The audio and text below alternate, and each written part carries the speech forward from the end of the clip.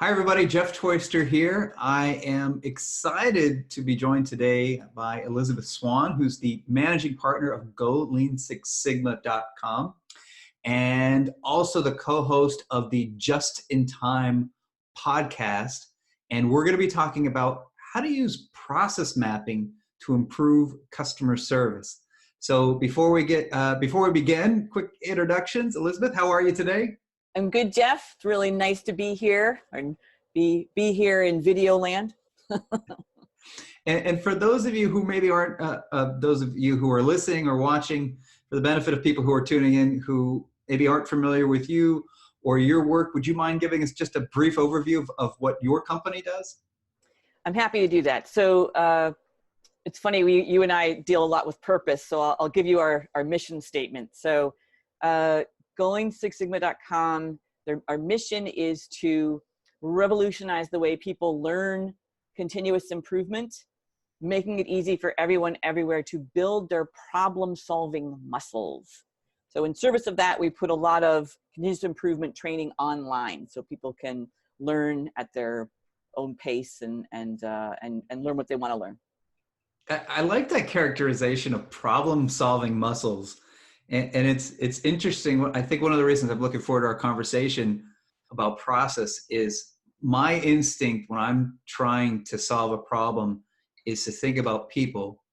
And I imagine your instinct is probably to think about process. In reality, it's people and process working together to improve service or improve anything we're trying to improve. So from your perspective, what does process improvement look like? And we're going to talk about process mapping today. So maybe more specifically, what is process mapping?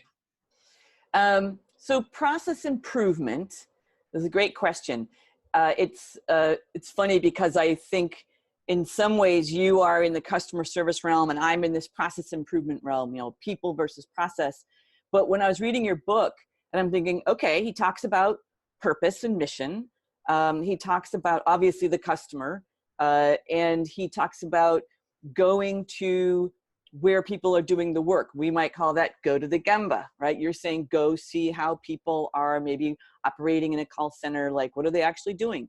You talk about mapping, you talk about mistake proofing. So I was reading it and I was like, Jeff's a double agent. like, so that was a revelation to me because I thought, well, that's the premise of process improvement. Like, what is your mission? What are you trying to do for your customer? So everything is built on how are you delivering a product or a service? How are you fulfilling that need for your customer, providing value? So I feel like our aims are very intertwined. And what I'm looking at is kind of what you recognized. I forget where you talked about it in your book most, but you say sometimes it's like mutual self-assured destruction or something like that. Like we can't get this customer service right because the process won't let us. And that I thought, oh, okay, so that's where we live in kind of your world. It is. It's mutually assured dissatisfaction. The customer will not be happy and the employee will not be happy. And it's because the process is so broken, a good outcome is impossible. And that's, you're right. There's so much overlap between our worlds. And often, I'm asked, if we just hire the right people, for example, but if I have a horrible process, I could put the best person in that process and they won't succeed. No, we say, I think it comes from Dr. Deming, a great quality guru. And he said, basically a bad process will beat a good person every time. And probably figuratively and literally in some ways as well. And it feels like I'm getting abused if I have to run up against this wall every day. Yeah. And so one of the things I wanted to talk about today is mapping processes or process mapping. Can you give us an overview of what exactly that is? Yeah. So you've got sort of in some ways, people don't think about what they do every day. I've basically got to get my stuff done. I got to-dos. But we take this hard look at, well, how are we actually doing that? Let's sit down and write on, we love Post-it notes. So, write on a Post-it note, and each Post-it would be a step, and say, well, first I open up this application.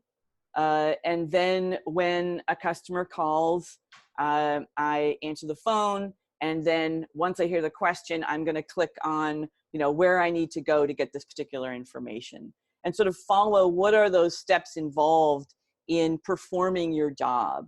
And the one I was referencing today is a swim lane. And that one says, okay, we're going to track this process and say, what's the first thing you do? What's the second thing you do? And if you give it to somebody else, well, then that goes into a different lane. So just like a pool, we've got these lanes of like, well, that's productions lane, or that's customer service lane, or some other back of the house. So trying to see, well, where does this process go as we, travel from step to step? So trying to make it obvious both what is happening and then who's doing it. I like that distinction of mapping out not only what is happening, but who's doing it. There's we use the shorthand, it fell through the cracks. And I imagine the cracks are those, the in the swim lane would be, the handoff from one person to the other. Like the example I think of is, a few years ago, I bought a new grill, and at a local hardware store, and was able to schedule delivery. And the day it's supposed to arrive, my wife is going to be home from work so she can be there when the delivery comes, and it doesn't arrive. And we look at why it doesn't arrive. Multiple people have to touch it. The person who sold me the grill has to tell me what day is going to work. There has to be a scheduler. There has to be a delivery team. And then I call when we find out it's not going to arrive. And there's a fourth person now who doesn't have any information really, and just wants to blame everybody else. Is that a scenario where a swim lane helps you map out that type of process and understand exactly where the cracks are? It's exactly. And when you say the cracks, it's, like you're going from lane to lane. And what we say is, every time you go over a lane, it's a handoff, right? So you just named, half a dozen handoffs, and a handoff, just like, another sports analogy, is a possibility of a drop ball. So whenever you cross a lane, you want to see, well, how many times we cross in the lane, because each one of these is an opportunity to fall through the cracks. So I want to talk a little bit more about how you create a swim lane. One of the things that I see people default to when they're talking about processes is kind of doing what we're doing now, which is, okay, let's just brainstorm what we think's happening. But I imagine that's not exactly how you create a swim lane. Is that correct? How do you do it? It's a really good question. So one thing that we try to help people do that people often forget, because I think you probably see this happen, is put the customer at the top lane. Like they asked us something. They asked us to give them information, to give them a product, whatever, but they're triggering the whole thing. And then that often gets left off. We are myopic. We go directly into, like you were saying earlier, it's just process. It's like, no. It starts with this person sort of triggering this thing. And then it probably hits them again at different points. So that lane is there. And then the other lanes you want to put in the order of, okay, first it hits the customer, and that's order taking. So it hits this department. Usually the lanes are groups. So let's do a high level, like where are we going in general in terms of the order of the lanes. And what we do is we'll get people in a room and literally say, okay, then what do you do?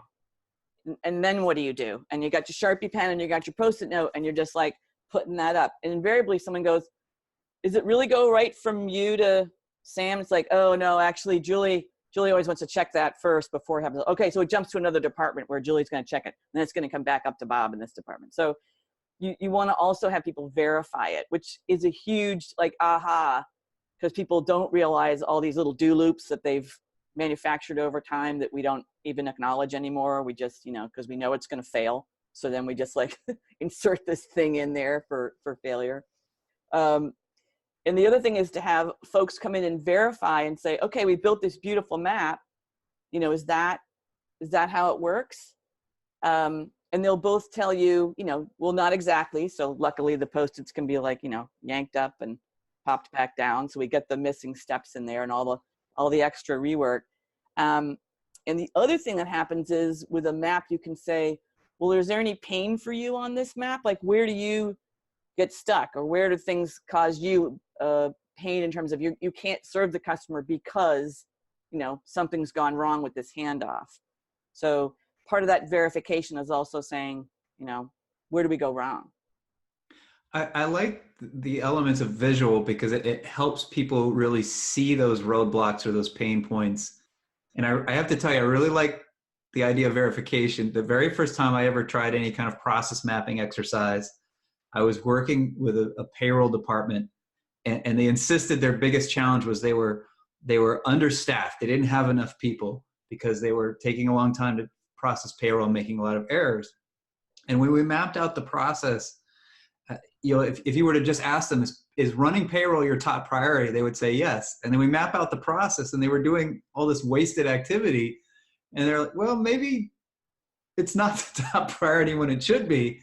But then we verified it when they were running payroll. We actually made sure that what we thought the process was, what they were actually doing were the same thing.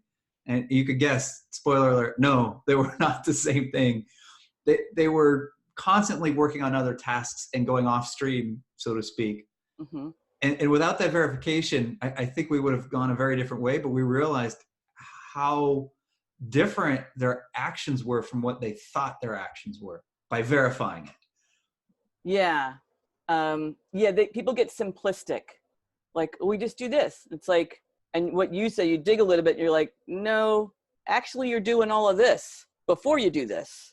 If you get to that, The other thing, and I'll just give you an example. We did a huge swim lane map, and this was for a hospital. So it's from the moment a patient came into the ER to the moment they were discharged. A lot of lanes, right? Doctors and nurses and OT and PT and labs and you name it. And you think about, okay, customer service, how are we servicing the patient, right? How are we delivering on, and what's the mission, right? So we want to, care for this person and help them and get them on their way. And the verification we had for once, because you probably see this, the silos, once people get separated, those lanes don't often talk. So then we had emergency room nurses and general medicine nurses in at the same time. And there was, we kind of used a big pink Post-it with a star on it to say pain.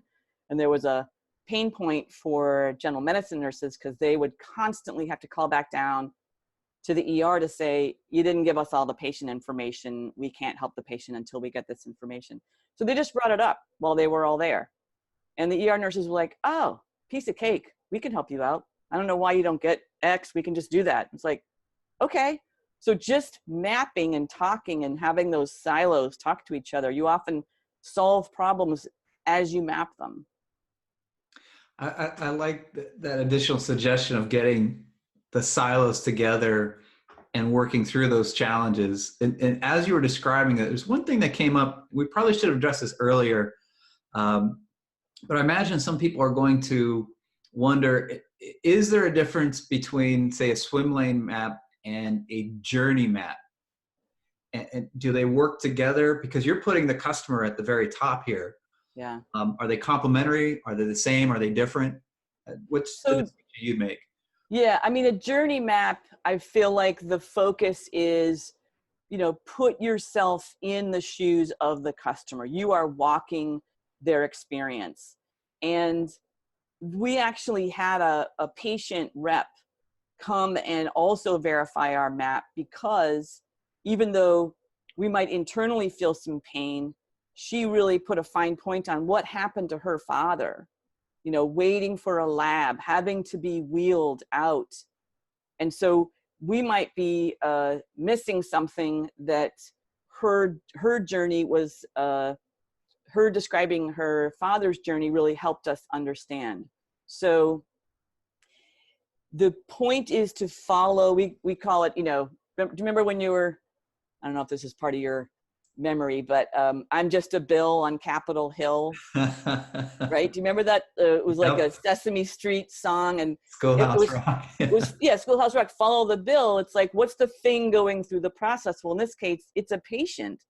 So we are following what is their journey through this process, but we're doing it from our perspective, like what's happening to the people in the labs, what's happening to the doctor waiting for that lab to come back, or the nurse. But the patient journey, I feel like you have to put an extra, I think it's the journey mapping is a great element. And I'd love to see, they're different methods. They definitely are. And I think sometimes journey mapping people will say, yeah, but you're just focusing on, touch points. Like you're not really going through the whole journey. Like we might see every time the map goes back up to that customer lane, you're like, but what's happening to the customer when you're not going back to that touch point? So I don't think there's parity, but I think that you really get at digging into why can't we deliver, on our customer service. So you raise, I think, a very important issue that I encounter a lot, which is we sometimes find ourselves kind of debating like one tool versus another without really thinking about each tool has a purpose. Like if I'm trying to make the argument that hammers are the best for driving nails, but not for screwing screws, right? I think that tool discussion sometimes comes down to that. And so I wonder, what would be situations where a swim lane would be a good tool to turn to? How would I know the swim lane's probably what we should be doing here? The great time to use it is when you have a lot of lanes, when you've got a lot of siloed operations relying on each other to deliver value to the customer. And once you have that kind of complexity, then this map will showcase all those handoffs and cause those conversations to happen between those groups. You got to keep your purpose top of mind. Like, what are we trying to do here for the customer? But like you were saying, sometimes we just didn't have those conversations, that map verification, that request for pain points. Now you start to see, what are those, why do we have mutually assured dissatisfaction? Why is that happening? Does that make sense? It does, absolutely. And I like that distinction of multiple silos or multiple handoffs, so that we can, I guess I would use this my term, find where those cracks are that things keep falling through, and make sure they don't fall through the cracks anymore, that those handoffs are smooth and consistent. It's funny because even if you're small, silos start to form. Like, I don't know if you noticed this, every group you deal with probably has their own list of acronyms. And we jokingly say, no TLAs, no 3-letter acronyms, because we've all got our sort of sacred terms that we're so comfortable with. And I realized one thing that happens is you start forming your own language. And so silos literally are speaking to separate languages. So we really don't know what they're doing. Like they're talking about, well, I got the CLV and I got to do the, we're worried about the CRM. And it's like, I know they're talking about something that matters to them, but I don't know what it is. But once you get those silos, which it happens so fast, then you really do need tools like this to break them down and understand, once again, why do we do what we do?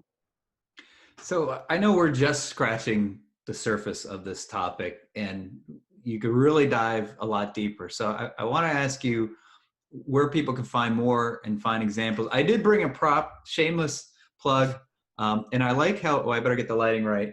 The GoLean6Sigma.com. You probably can't even see it that well. I got to get it closer to the camera here. All right. There you go. That's nice. That is excellent. Shamelessly excellent. The prop didn't work. And I'll also, okay, now I'm confusing myself. The Just in Time Cafe podcast is a great place for a lot of information. But where would you send people if they want to see some examples and learn more about swim lanes? So one thing we provide is free templates for whatever. And swim lane maps is one of those, I'd say, a go-to tool, right? That there always is the battle of the tools, but that's one of those sort of basics, like, let's just understand how we do what we do. So that's a great template for that. With examples, we have a running case study that's Bahama Bistro. So how did they apply it at the bistro? We'll show you an example of what does theirs look like. So you got an example to sort of, oh, let's interpret that for me, because everyone knows restaurants. We've been there. We kind of have an idea of what's going on behind those kitchen doors. And the other thing we have are a lot of webinars. So there's a great one of making the swim lane map work for you. So and that one might be an intermediate. So it might be part of a go-getter membership. But anyway, that one is also just tells you how to like add some data, right? So one thing you deal with is how long does it take to provide the, service for the customer. So we add data to the map to say, well, that took, 6 hours, that took 2 days. So anyway, that sort of explores that a little bit more depth. So go lean6sigma.com, lots of resources. And I've personally gone to your website quite a few times to check myself on something or learn a little bit more about something. So Elizabeth, thanks so much for joining me today. I really appreciate it and enjoyed our conversation. And I think you shared a lot of valuable information. It's an honor and a privilege, Jeff. Thanks for having me.